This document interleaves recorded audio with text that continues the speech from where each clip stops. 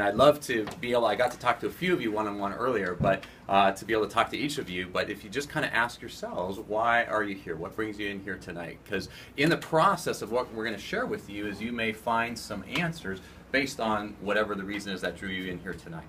And we will talk about some solutions that could make a profound difference in your own path of aging. So you may walk out of here, at the very least, realizing there's some things that could make a difference for you or for a loved one or someone that's close to you.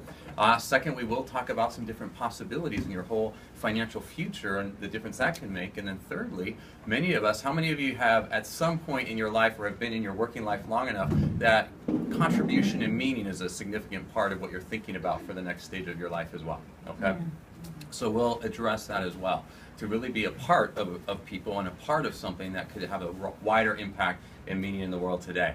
So it is exciting, and I will kind of weave in a little bit of my story, and then maybe during the Q&A talk a little bit more how I integrated this and made the transition out of medicine to be able to do this and have the freedom and flexibility I have. But first of all, as you heard, so I have a family, and a number of years ago I was practicing as a family doctor in the Chicago area, and got to the point initially, you know, I thought that's what I was going to be doing the rest of my life. We specialize in mother-baby care and family practice in the office, saw lots of patients, was very busy, thought that because we were so busy that obviously the practice must be doing well, and that, you know, over time, my wife and I, actually at the time that we only had 3 of our kids, we started talking about cutting back some of my hours in clinic so we could have more time together as a family.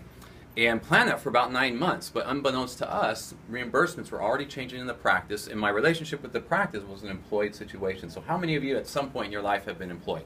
You know, by a company or business or something like that, okay? So I was employed, and what ended up happening is all the doctors, reimbursements were going down, so all the doctors were asked to start putting in more time every week just to keep the practice going. And what I suddenly woke up to, just because of the change in circumstances, is I became aware of how not in control of my time and how my income generation affected my time, you know, how not in control of that I was. And I started thinking ahead as a young doctor and a young dad, realizing no matter how many years I kept doing what I was doing, 100% of my time was just creating what I now realize was right now income.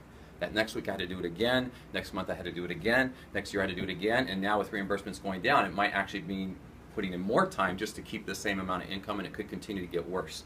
And at the end of the day, whether I did this another 10 years, 20 years, 30 years, assuming that it continued, that if I ever stopped, my income would stop as well.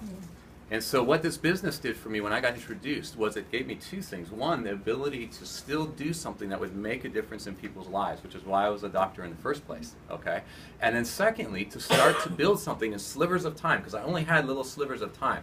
I didn't really have any reason to add something more just to make more money. I could have done that. I could have moonlighted at an emergency department. You know, doctors can make a big amount per hour doing things like that. We call it moonlighting. But that would have been just more treading water. You know, more right now income, not building anything that would change my situation. So what this gave me was a way to start sowing in slivers of time in a way that could start both connecting people with solutions that could change their life, as well as finding partners who wanted to change and impact others, and over time build something that could give me back my time.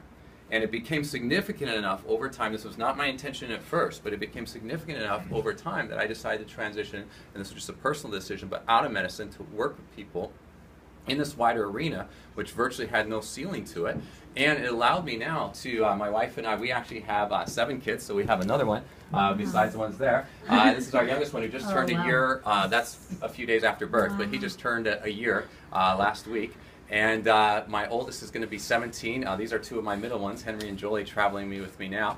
And we are really celebrating a business that now has taken us spread around the world, and we followed it. It actually spread around the world before we did, okay? And gone to many countries that we've never been to, as well as in the Americas, and I make a lot more money than I ever did as a physician now, okay? So as you hear about certain benchmarks like the $1 Million Circle, when this kind of income, it's not like a flat, you don't divide by the number of years you're doing it and see a flat amount. What you see is an income that's going up like this, and a mechanism, a business asset that we'll talk about that you build that continues beyond yourself, okay? And as I think Adina, you shared that you can pass on to your kids and to your grandkids. Okay, and so it's a very significant business. Now we have an interesting story. Let me see if I have the next part of